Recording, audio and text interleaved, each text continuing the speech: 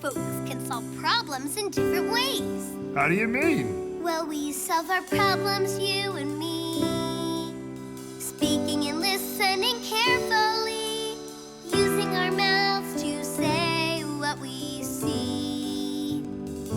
But she solves her problems silently, speaking with hands dancing rhythmically, speaking and listening differently. When we need to figure out what goes where, Does it shape go here? or maybe there, Our sounds echo, whispering through the air.